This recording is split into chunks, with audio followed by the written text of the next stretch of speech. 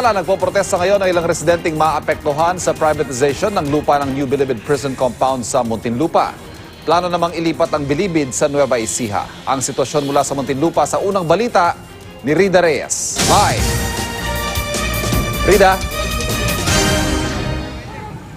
Yes, good morning, Iva. Nagtitipon ngayon dito sa harap ng Muntinlupa City Hall ang mga residenteng nakatira sa New Bilibid Prison Compound.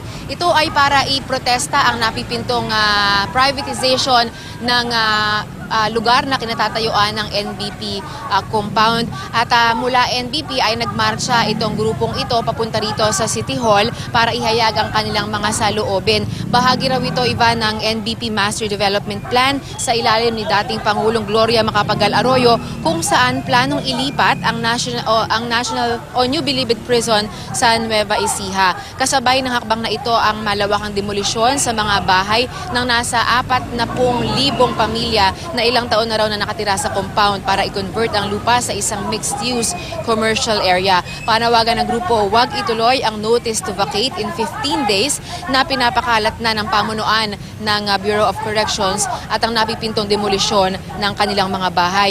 Sa ngayon, Ivan, ay patuloy pa rin nagsasagawa ng programa ang grupo ng mga residente dito pa rin sa harap ng Muntinlupa City Hall. Ito ay habang hinihintay nila na makausap ang alkalde ng lungsod. Atin muna ang pinaka-latest mula rito sa Muntinlupa City. Ivan. So, Rida, ito ba ay open for negotiation pa, consultation, o it's a matter of time at for execution na yung desisyon na yan?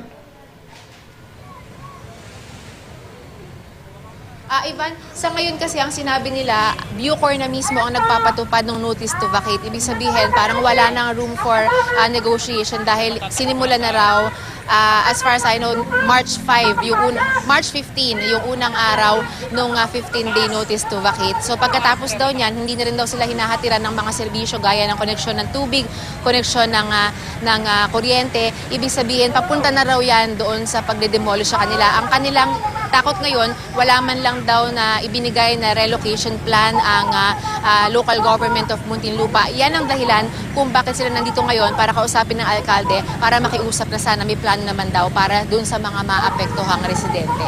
Ivan. Maraming salamat, Rida Reyes.